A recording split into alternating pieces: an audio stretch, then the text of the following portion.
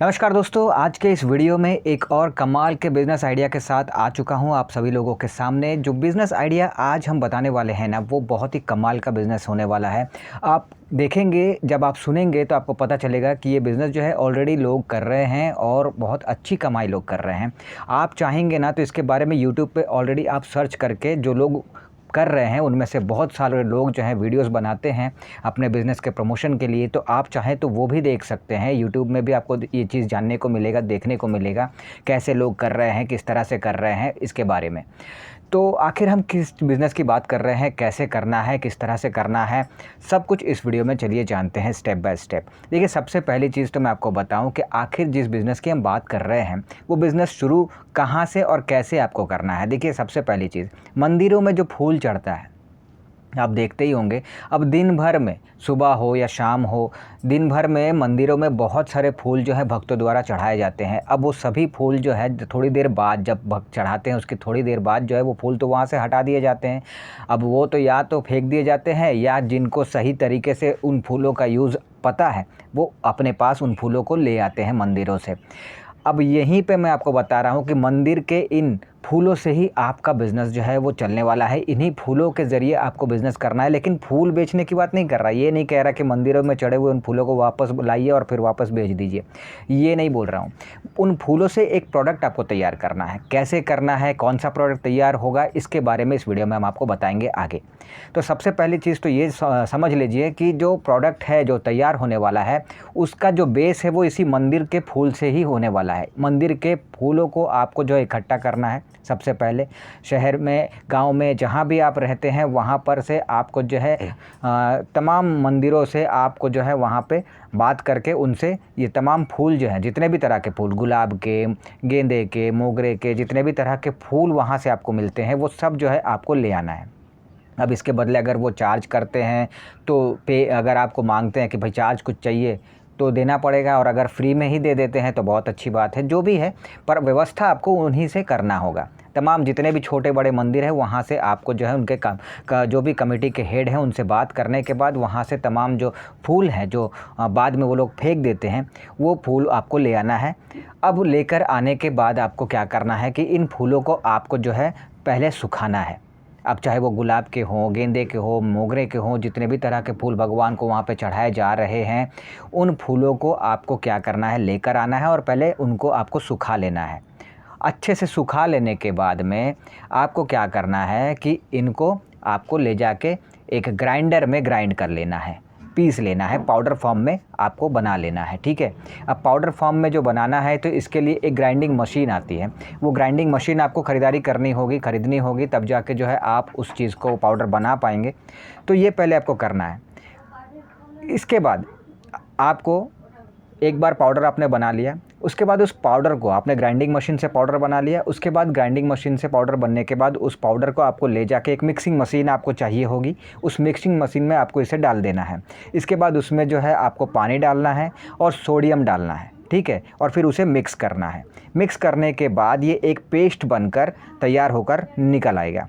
इसके बाद आपको क्या करना है कि आपको जो है अब इसे, ये जो बन के तैयार आ गया, इसमें ही आपको शेप देने के लिए मशीन एक है।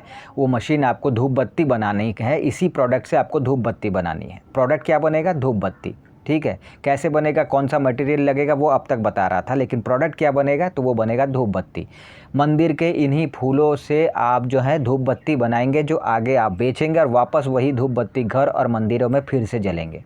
तो यही आपको करना है। तो वहाँ पे आप जब मिक्सिंग मशीन से वो पेस्ट बना लेंगे, उसके बाद आपको जो है इसे शेप में डालने हैं। तो शेप में डालने के लिए पहले मशीन में आप इस पेस्ट को डालिएगा। वहाँ पे मशीन में एक हाइड्रोलिक होता है जो पुश करता है इस तरह से और आगे उसे बाहर निकालता है, और फिर वो जो है शेप दे के, शेप में, धूप बत्ती के शेप में वो आप आराम से शेप में निकल के आ जाता है। अब उस मशीन के थ्रू आप जो है उसे धूप बत्ती के शेप में निकाल लेते हैं। उस पेस्ट को डालने के बाद धूप बत्ती बना लेते हैं। फिर वो, क्योंकि कच्चा माल बना रहता है ना, तुरंत निकला है, अब उसे आपको सुखाना है। सुखाने के लिए आपको बाहर उसे धूप में डालना होता है। गर्मियों के दिनों में देखिएगा तो ये जो है सूखने में आपको जो है 2, 3, 4 घंटा, 5 घंटा में ये सूख जाता है। ठीक है। लेकिन अगर ठंड का समय है तो ये सूखने के लिए 2 से 3 दिन टाइम लगता है। जो भी है, पर आपको ये सुखाना है। सुखाने के बाद आपको क्या करना है, इसमें फ्रेग्रेंट्स डालने हैं। आप तरह-तरह के जो खुशबू के जो फ्रेग्रेंट्स आते हैं, चाहे वो रोज़ के, मोगरे के, गेंदे के, जितने भी तरह के आपको मार्केट से आप लेकर आएँगे और जितने भी तरह के फ्रेग्रेंट्स उसमें आप डालना चाहते हैं, वो आपको डालना है। और उसके बाद इसको थोड़ी देर बाद इसे जब आप डाल दिए फ्रेग्रेंस ना, उसके बाद थोड़ी देर बाद इसे आपको पैक करना है। पैक करने के लिए पहले प्लास्टिक की पाउच आती है ना छोटी-छोटी, उसमें आपको जो है डालना है। उसके बाद आपको एक पैकेट बना के पहले से रखना है अपने ब्रांड नेम से, और फिर इसको उसमें आपको पैक करके आपको रेडी कर देना है। आपका माल तैयार। अब यही चीज़ है, बहुत ही आसानी से आपने तैयार कर लिया। अब आपको आगे इसे मार्केट में बेचना है। आप क्या कर रहे हैं, मंदिर से जो फूल जो है जो फेंक दिए जाते हैं, उन्हीं फूलों को मंदिर से आप जो है लेकर आ रहे हैं। उन्हीं फूलों को पीसकर पाउडर बना के, पेस्ट बना के, धूप बत्ती बना रहे हैं। फिर उसे पैक करके अच्छे से पैकेजिंग में आगे मार्केट में बेच दे रहे हैं, और फिर वापस वही धूप बत्ती मंदिर में जा रहे हैं और लोगों के घरों के मंदिर में जा रहे हैं और जल रहे हैं, यूज़ हो रहे हैं। तो यही काम आपको करना है, और मंदिर के इस फूलों का व्यवस्था आपको पहले करना होगा। तो कहने का मतलब है कि कितना सरल सा बिज़नेस है। बिल्कुल, अब इसमें इन्वेस्टमेंट तो है। इन्वेस्टमेंट क्या है, देखिए कई चीज़ें आपको ख़रीदारी करनी होगी। आपको सबसे पहले तो एक जगह चाहिए जहाँ पर इस मैन्युफैक्चरिंग को आप जो है सेटअप जो है वो आप लगा पाएंगे। तो सबसे पहले एक जगह चाहिए। उसके बाद जगह आपका अरेंजमेंट हो गया तो उसके बाद आपको मशीनरीज़ चाहिए, जैसे कि मैंने बताया ग्राइंडिंग मशीन चाहिए, मिक्सिंग मशीन चाहिए। वो जो शेप डाल के धूप बत्ती निकालेंगे तो वो मशीन आपको चाहिए। धूप बत्ती बनाने के लिए जो शेप आप देंगे वो मशीन, तो ये मशीन्स आपको चाहिए। इसके अलावा जो है फ्रेगनेंस जो उसमें डालेंगे आप, वो फ्रेगनेंस आपको ख़रीदारी करनी होगी। इसके अलावा पाउच, जो प्लास्टिक पाउच जिसमें डाल के पैक करेंगे डिब्बे में, तो वो डिब्बा बनवाना होगा। वो पैकेजिंग पाउच का जो प्लास्टिक पाउच आता है वो ख़रीदारी करनी होगी। इस काम को करने के लिए आपसे अकेले होगा नहीं, आपको स्टाफ़ चाहिए, तो वो स्टाफ़ भी आपको रखना होगा। इसमें थोड़ा-सा इन्वेस्टमेंट इसीलिए थोड़ा-सा लगेगा शुरुआती में, क्योंकि एक आप मैन्युफैक्चरिंग सेटअप तैयार कर रहे हैं, लेकिन इसमें फ़ायदा भी बहुत ज़्यादा है। और ये इतना अच्छा है, देखिए ये प्रोडक्ट जो है आप किसी तरह का कोई केमिकल इसमें ज़्यादा यूज़ आपका हुआ ही नहीं है। आपने जो मंदिर के फूलों को लोग नॉर्मली फेंक देते हैं, मंदिर कम्युनिटी, उस फूल को आप लेकर आ रहे हैं, उससे एक धूप बत्ती जैसा प्रोडक्ट आप बना रहे हैं और आगे मार्केट में इसे बेच रहे हैं।